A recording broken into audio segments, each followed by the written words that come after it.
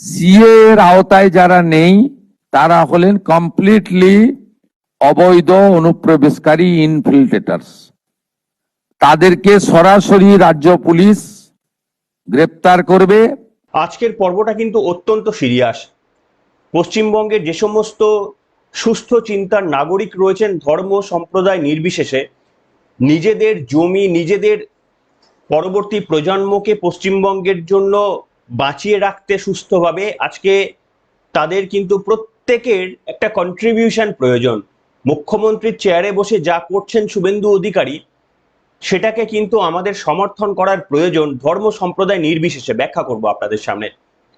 এবং এর ফলে একটা প্রলয় আসতে চলেছে পশ্চিমবঙ্গে। আপনারা জানি না কতজন বুঝতে পারছেন, আমি আজকে ব্যাখ্যা করলে আপনারা বুঝতে পারবেন যে ঠিক এসআইআর নিয়ে ঠিক যেমন পশ্চিমবঙ্গে একটা মারাত্মক হইহট্টগোল শুরু হয়েছিল, 90 লক্ষের কাছাকাছি নাম বাদ দেওয়া হয়েছিল, কিন্তু সেই 90 লক্ষের মধ্যে ধরুন কিছু মানুষ মৃত, কিছু মানুষের স্থান পরিবর্তন হয়েছে। এটা ছাড়াও একটা বিরাট অংশের মানুষ সেখানে পশ্চিমবঙ্গ বা ভারতের নাগরিক নন, তাদেরও সেই জায়গায় নাম ছিল, তারা প্রমাণ দেখাতে পারেননি, তাদের নাম কিন্তু ইতিমধ্যেই ভোটার তালিকা বাদ পড়ে গেছে এবং তাদের বারবার সুযোগ দিয়েও তারা সেই তথ্য আনতে পারেননি। এবার আপনি কল্পনা করে দেখুন, আজকে পর্বে আমি ব্যাখ্যা করব যে আগামী শুভেন্দু অধিকারী একটা আইন কার্যকর করেছেন। এই আইনটা গত 2025 সালে 14ই মে কার্যকর করার জন্য নির্দেশিকা পাঠিয়েছিল অমিত শাহের দপ্তর দুর্নীতিবাজ প্রাক্তন মুখ্যমন্ত্রীর কাছে, কিন্তু তিনি শোনেননি। শুভেন্দু অধিকারী নবান্নে বসে গতকাল সেই আইনটা কার্যকর করে দিলেন। কি সেই আইন? এই আইনের বলে রাতারাতি কিন্তু অনেক মানুষ গ্রেপ্তার হবেন। রাতারাতি মানে সময় কিছুটা হয়তো সময় লাগবে, তারা গ্রেপ্তার হবেন এবং তাদেরকে যে দেশ থেকে তারা এসেছেন সেই দেশে বিএসএফ এর হাতে ট্রান্সফার করে দেওয়া হবে। এবং আজকের পর্বে জানাবো যে কোন সেই ডেট, কোন ডেটের পরে কারা এসেছেন যারা নিরাপদে পশ্চিমবঙ্গে থাকতে পারবেন, আর তার আগে কারা এসেছেন তাদের কিন্তু এখান থেকে ডিপোর্ট হয়ে চলে যেতে হবে, বিএসএফ এর হাতে তুলে দেবে শুভেন্দু অধিকারী। আজকের পর্বে আপনাদের সামনে ব্যাখ্যা করব। নমস্কার, welcome to simple as ABC. আপনাদের সকলকে স্বাগত জানিয়ে শুরু করছি অত্যন্ত গুরুত্বপূর্ণ একটি পর্ব। আমি আপনাদের সামনে একটা ছোট্ট অংশ দেখাই, সেটা হচ্ছে বাংলাদেশে ক্রমাগত শুভেন্দু অধিকারীর বিরুদ্ধে বিক্ষোভ আপনারা দেখেছেন। বিজেপি ক্ষমতায় আসার পর থেকেই বাংলাদেশে বিভিন্ন রকম বিক্ষোভ শুরু হয়েছে। সেখানে অদ্ভুতভাবে দাবি করা হচ্ছে পশ্চিমবঙ্গে মুসলমানদের ওপর যদি আক্রমণ করা হয় সে দেশে হিন্দুরাও বাঁচবে না। শুনুন আগে বক্তব্যটা। পশ্চিম বাংলায় যদি মুসলমানেরা নিরাপদে না থাকে, বাংলাদেশে হিন্দুদেরও নিরাপদে থাকতে দেওয়া হবে। শুনলেন? এটা তো প্রথম নয়, দীর্ঘদিন ধরেই এই বক্তব্য। যখন মমতা বন্দ্যোপাধ্যায় সরকার ছিল তখনও তাদের ওই একই মত, আর তাদের কোনো লজিক লাগার দরকার নেই। এবং আপনারা যদি ইতিহাস দেখেন তাহলে একসময় 30% থাকা হিন্দুরা বাংলাদেশে এই মুহূর্তে 5-6% নেমে যাওয়াটা, আর পশ্চিমবঙ্গে এক সময় 15% থাকা মুসলমানের সংখ্যাটা আজকে 30-35% বেড়ে যাওয়াটা পরিষ্কারভাবে বলে দেয় যে কোন দেশে কারা ভালো থাকে। দেখুন, আমাদের কিন্তু একটা জিনিস বুঝতে হবে, হিন্দু মুসলমান যারা আমাদের এই দেশের বাসিন্দা, যাদের প্রমাণ রয়েছে তাদের কিন্তু সমান অধিকার রয়েছে। এখানে কিন্তু যারা ডিসক্রিমিনেশন করছেন আমি তাদের মধ্যে পড়ি না। আমি কোনো বিভেদের রাজনীতিতে আমি বিশ্বাস করি না, কিন্তু আমি সেখানে বিশ্বাস করি যে যদি আপনি অন্য দেশ থেকে আসেন এবং অন্য দেশ থেকে এসে আমাদের দেশে ভাগ বসানোর চেষ্টা করেন, তাহলে তাদের যারা সমর্থন করছে সেটা সাধারণ মানুষ হতে পারে এবং সেটা কোনো রাজনৈতিক দল হতে পারে, তাদের সমর্থনে কিন্তু আমরা নেই। আমার শুধু এই বক্তব্যটার জন্য কারা সমর্থন করলেন, শুধু এই লাইনটার জন্য আছে কমেন্ট সেকশনে লিখুন কিংবা লাইক করুন। আর একটাই রিকোয়েস্ট, যারা সাবস্ক্রাইব করছেন না, নতুন আসছেন, একটু দয়া করে সাবস্ক্রাইব করুন চ্যানেলটিকে। এটা মানে আমাকে সমর্থনের সূচক হিসাবে আপনারা দেখতে পারেন। আমি এখানে বলি, এবার আসল তথ্যে আসি। শুভেন্দু অধিকারীর আগে বক্তব্যটা শুনিনি, তারপর ব্যাখ্যায় আসবো। আগে শুনুন বক্তব্যটা। সিএ এর আওতায় যারা নেই তারা হলেন কমপ্লিটলি অবৈধ অনুপ্রবেশকারী ইনফিল্ট্রেটার্স। তাদেরকে সরাসরি রাজ্য পুলিশ গ্রেপ্তার করবে এবং ডিটেন করবে এবং হ্যান্ডওভার করবে বিএসএফ এর হাতে।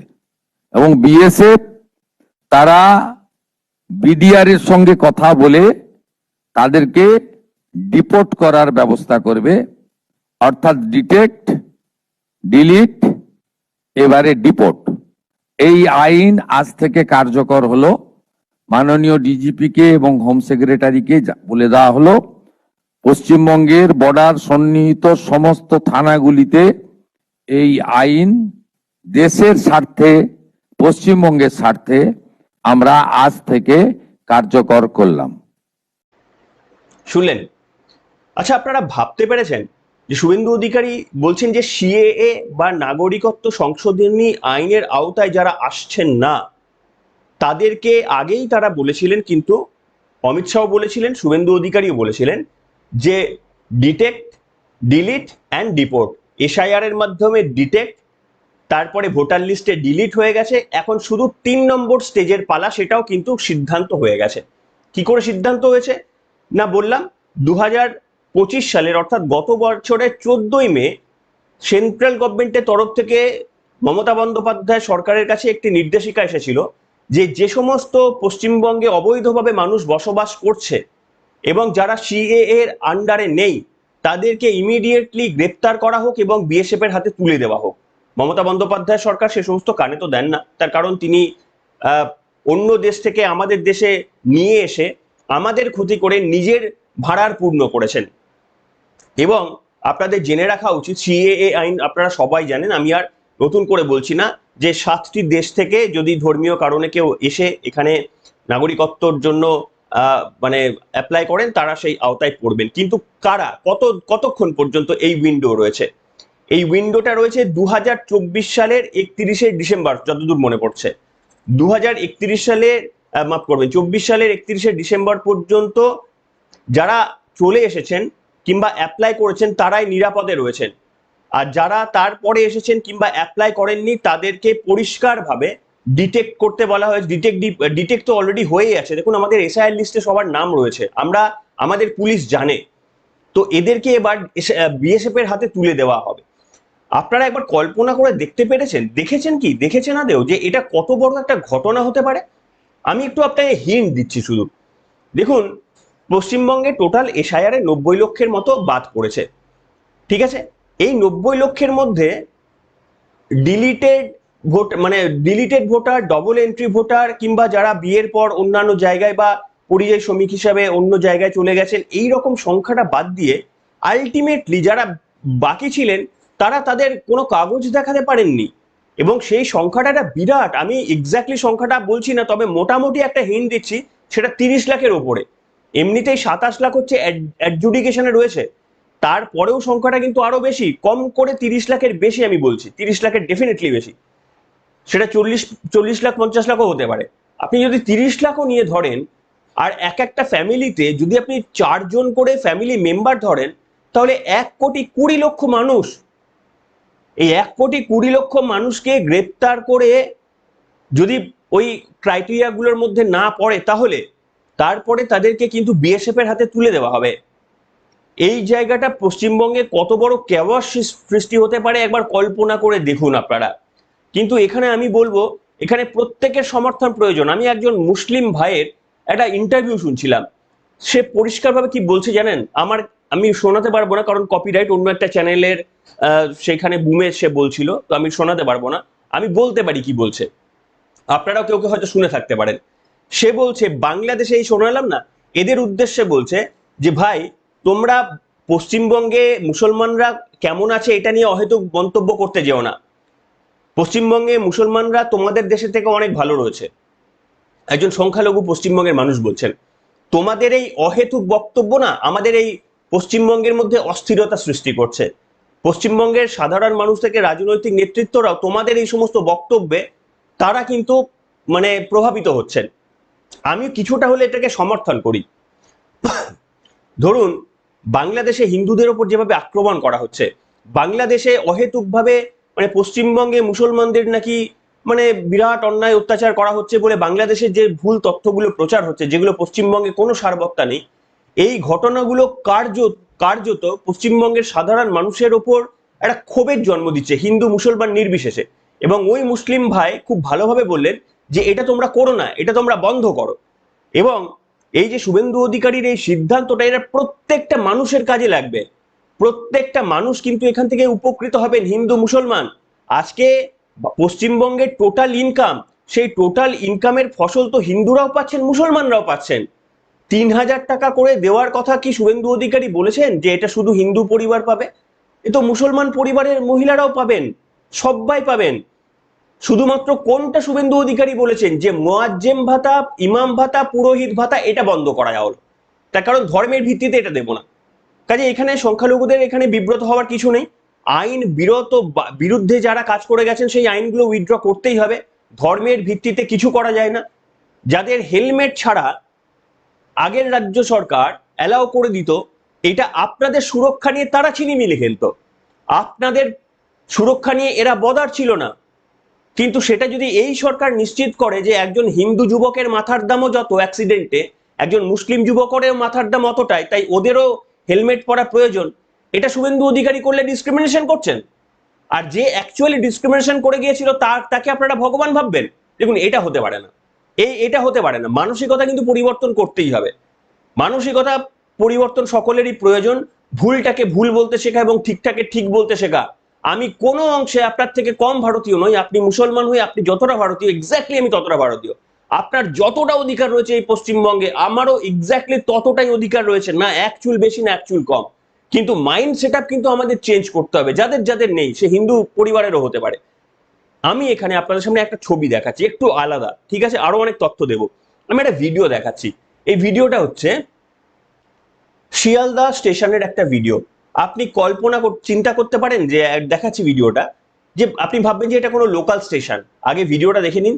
এইরকম পরিষ্কার একটা স্টেশন, কোনো রকমের হকারদের উপদ্রব নেই, সেখানে কোনো রকম অস্থায়ী কাঠামো করে সাধারণ যাত্রীদের মানে সেখানে তাদেরকে মানে বিড়ম্বনায় ফেলার মতো ঘটনা নেই। দেখুন একবার ভিডিওটা।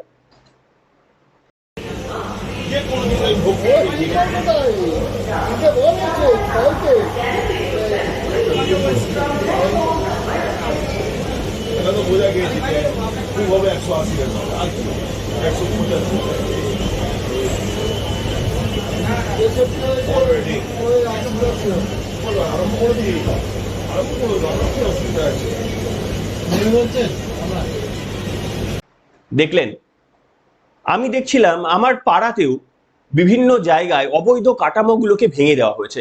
নীরবে এবং রাতারাতি কাজ হচ্ছে। যে কোনো জায়গায় রাস্তা দখল করে অবৈধভাবে রেখে দেওয়া দিনের পর দিন, এটা তো চলতে পারে না।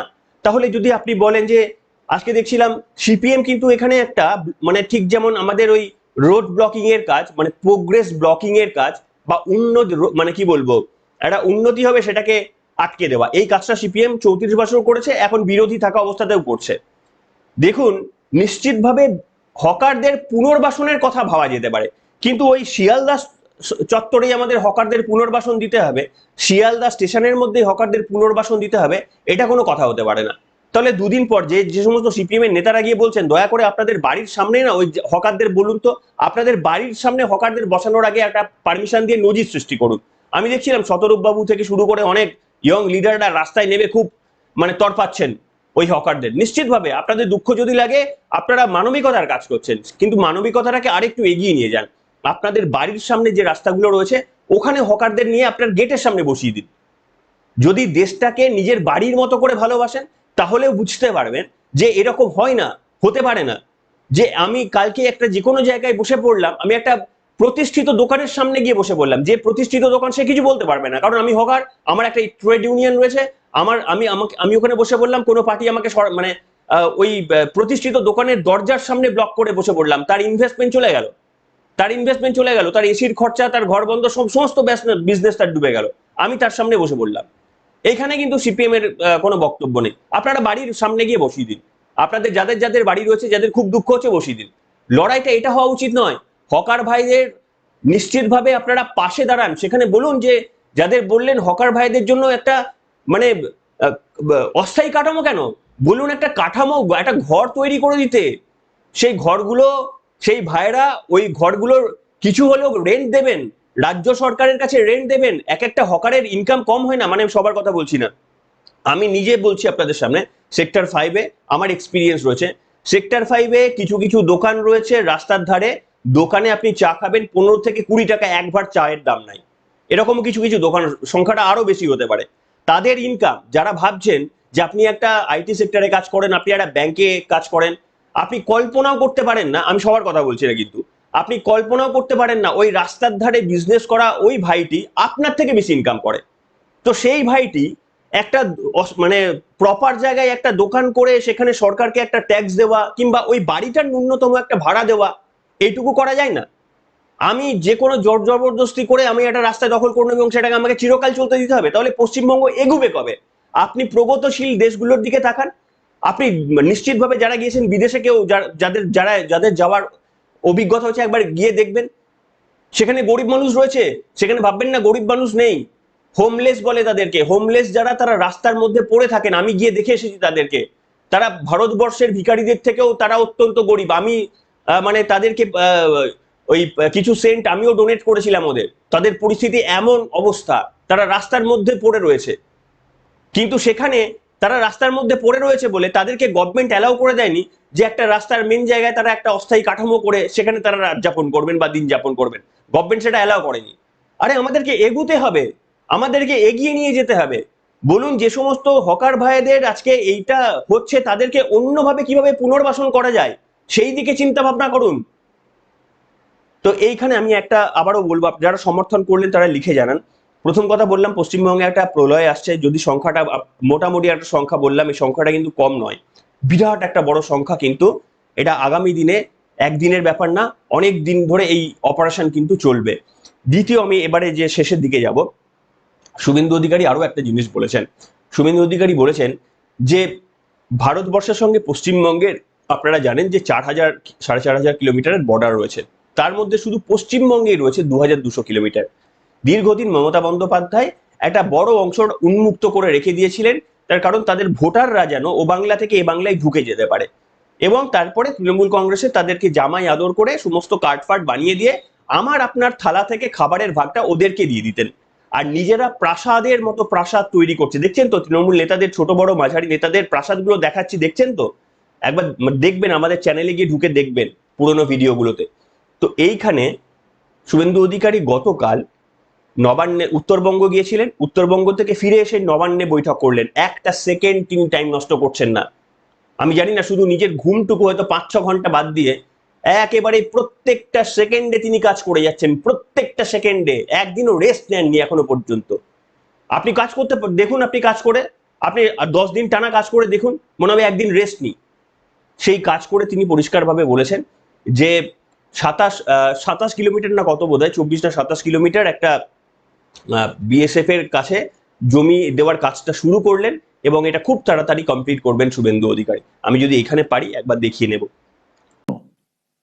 আমরা বর্তমান সরকার আসার পরে দ্রুততার সঙ্গে এই ল্যান্ড হ্যান্ডওভারের প্রক্রিয়া শুরু করতে চলেছি। আজকে এর সূচনা লগ্নে আমরা 18+9 27 কিলোমিটার এলাকাকে সুরক্ষিত করার প্রয়োজনীয় জমি, সরকারি এবং আমাদের প্রাইভেট ল্যান্ড যা পারচেজ আমরা করছি, এবং তার সম্পূর্ণ অর্থ বিএসএফ আমাদের দিচ্ছেন, ভারত সরকার আমাদের দিচ্ছেন, আমরা সেটা সূচনা করলাম।